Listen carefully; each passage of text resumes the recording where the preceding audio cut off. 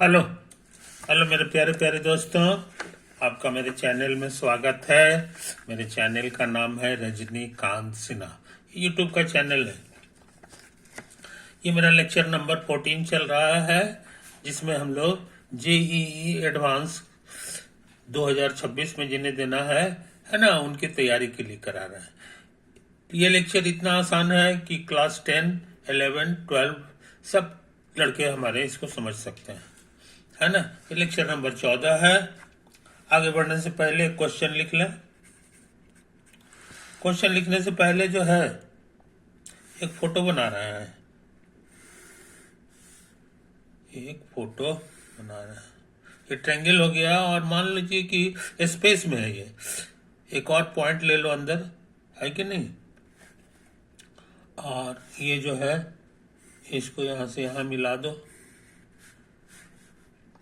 है कि नहीं। एक तो है, ये ए है, ये बी है, ये सी है और ये डी है। इसी का नाम है टेट्राहेड्रॉन। टेट्राहेड्रॉन ये जो है बहुत इंपॉर्टेंट स्ट्रक्चर है ना। टेट्राहेड्रॉन का ही स्ट्रक्चर जो है मीथेन होता है। केमिस्ट्री में जो मीथेन होता है उसका जो CH4 उसका स्ट्रक्चर इसी तरह होता है कि नहीं। उसमें C जो है अंदर में कहीं पे रहता है और ये सब जगह पे हाइड्रोजन रहता है। 4 हाइड्रोजन है, ये चारों जगह पे रहता है। इस बात को समझ लो। तो ये है, ये सब स्पेस में ही है कि नहीं। अच्छा, अब जो है टेट्राहेड्रॉन समझ गए। बहुत से लोग इसको एज कहते हैं, समझे कि नहीं। ये भी एज है, ये भी एज है, एज है, एज है, ये एज है ना। तो इस तरह से इट हैज 6 एज, 6 एजेस। और ये सब जो पॉइंट है इसको वर्टिसेस कहा जाता है, वर्टेक्स। ये भी वर्टेक्स है,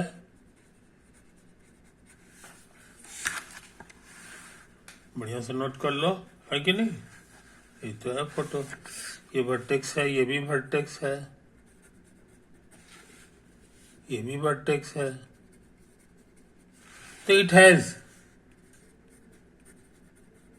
4 वर्टेक्स, वर्टिसेस, समझे कि नहीं। अच्छा, इसके पास सरफेस भी है। प्लेन से ट्रायंगल जो है वो सरफेस है। तो एक सरफेस है ये वाला ABD, सी छूट गया। इट हैज 4 फेसेस, उसको फेस कहा जाता है। 4 फेसेस नेमली, एक हो गया जो है ना, एक हो गया तो ABC, D हट गया, A हटा दो तो BCD, B हटा दो तो ADC, B हटा, और उसके बाद C हटा दो तो ADB। तो ये चार फेसेस इसको है कि नहीं। अपोजिट एजेस पूछेंगे, अपोजिट एजेस जैसे AD है, तो इसका अपोजिट एजेस में न A होगा न D होगा, बल्कि ये दोनों होगा, BC होगा, D एंड BC। उसी तरह से एक एज ले लो तुम, BC ले लिए ना, AD हो गया। उसके बाद जो है BD ले लो, तो BD जब लोगे तो अपोजिट एज तुम्हारा AC कहला जाएगा, है कि नहीं। इस तरह से तुमको 4 जोड़ा जो है ये मिलेगा अपोजिट एजेस। तो ये सब छोटे छोटा नाम है जो प्रचलित है पूरी दुनिया में, है कि नहीं। इसी से हम लोग जो है इसके बारे में बातचीत करते हैं, है कि नहीं। ओके, अच्छा, अब हम चाहते हैं अगला पेज खर्च करें। इसको बढ़िया से देख लो। इसको बढ़िया से देख लो, है कि नहीं।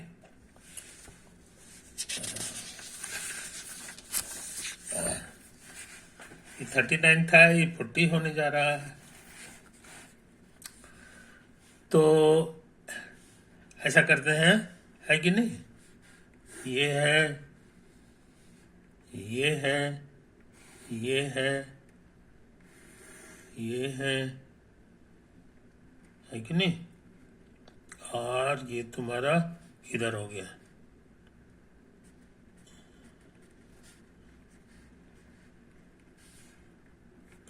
ऐसे ऐसे ऐसे, कोई दिक्कत, नाम दे दो ए बी सी, और ये डायरेक्ट सी सारा कर रहा है कि पीछे साइड में है, कागज के पीछे साइड में है, तो इसको डी कह दो।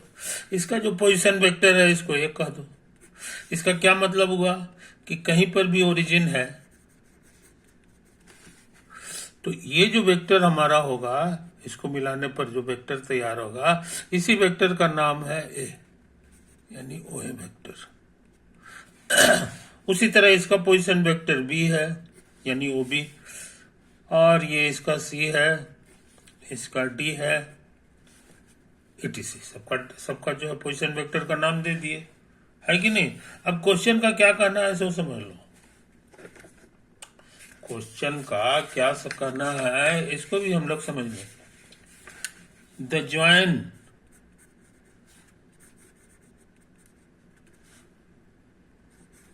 of the midpoints of the midpoints of opposite edges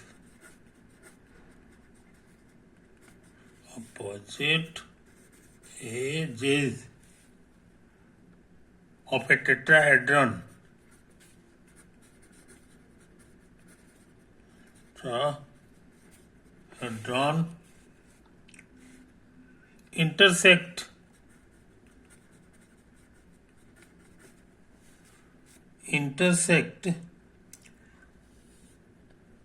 intersect है कि नहीं।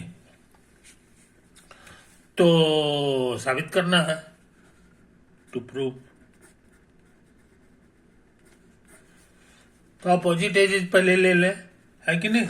तो हम लोग जो है अपोजिट एजेस यहाँ पर ले रहे हैं, ये ग्रीन कलर का, है कि नहीं। ये देखो यही है हमारा ग्रीन कलर का, और एक और है लाल वाला ले लो। तो हम सोचते हैं ये वाला लेना होगा, ये वाला हमको लेना।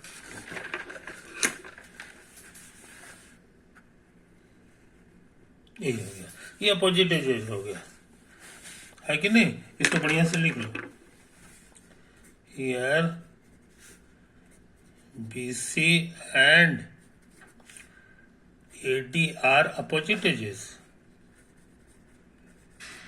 or opposite edges, समझे। इसी को लेके करें, कोई भी ले सकते हैं। अच्छा, अब इसका middle point, it's mid point यहां पे होगा, ये जो है ना इसका मिड पॉइंट मान लो कि यही वाला है कि नहीं। इसको ना तो नाम दे दो एम, नाम दे दो, इट्स मिड पॉइंट एम का पोजीशन वेक्टर लिख सकते हो। ये मिड पॉइंट है, याद रखो, मिड पॉइंट ऑफ BC। तो ये बताना आसान है, ये हो जाएगा B+C/2 बस। उसी तरह से इसका भी तो मिड पॉइंट होगा,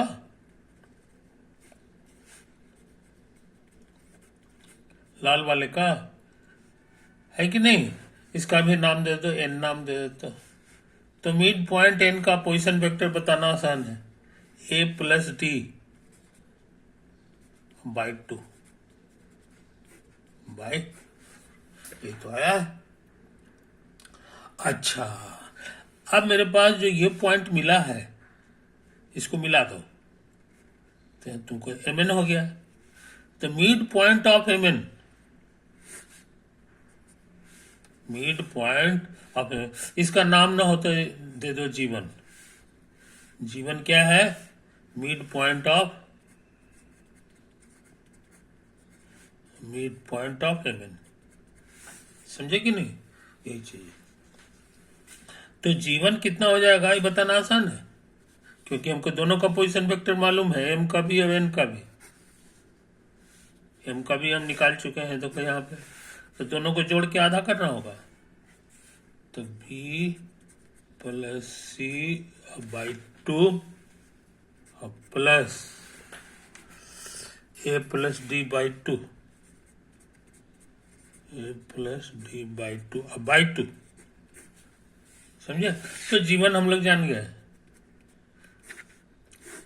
ये सिंप्लीफाई होकर के दे देगा A plus B plus C plus D अब बाई 2, नहीं 2 नहीं 4 हो जाएगा। ये 2 है, ये 2 है कि नहीं? तो बहुत इंपॉर्टेंट चीज हम लोग सीख लिए, बहुत इंपॉर्टेंट चीज सीख लिए, है कि नहीं? ये चीज समझ लो, इसको बढ़िया से देख लो। अच्छा, मजेदार बात यह है कि वेरी सिमेट्रिकल है, वेरी सिमेट्रिकल है। इसका मतलब है कि अभी इसी तरह का अभी और जोड़ा मिलेगा, G1 मिलेगा, G2 मिलेगा, G3 मिलेगा, G4 मिलेगा, उस सब के सब यही होगा। समझे कि नहीं? तो इंपॉर्टेंट चीज हम लोग सीख लिए। ये सेम पॉइंट है, सिमिलरली लिख दो। सिमिलरली G2 हमारे लिए वो भी इतना ही होगा।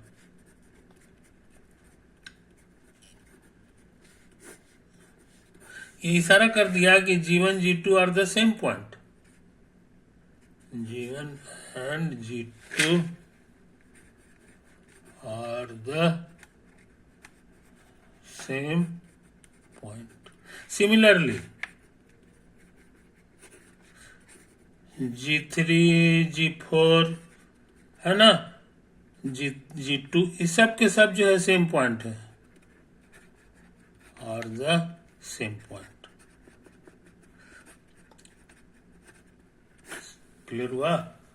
यही चीज है, यही चीज है। इसका मतलब क्या हुआ जनाब, कि ये जो मिडिल पॉइंट को मिलाने वाला जो लाइन है ये इंटरसेक्ट करता है कॉमन पॉइंट पर।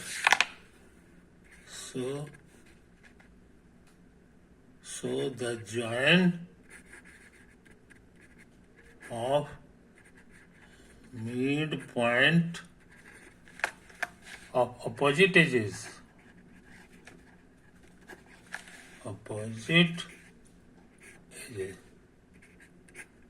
एक्चुअली 4 सच लाइन्स हो जाएगा।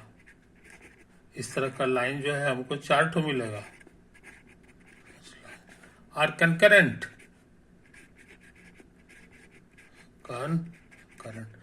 तो वेक्टर की मदद से हम लोग ये बहुत इंपॉर्टेंट चीज खोज दिए कि कोई भी टेट्राहेड्रन हो, है ना, अपोजिट एजेस का जो मिडिल पॉइंट होता है, अपोजिट एजेस का जो मिडिल पॉइंट है उसको मिलाने वाला जो लाइन है उसका जो मिडिल पॉइंट होता है वहीं पे सारे के सारे जो है इंटरसेक्ट करेगा।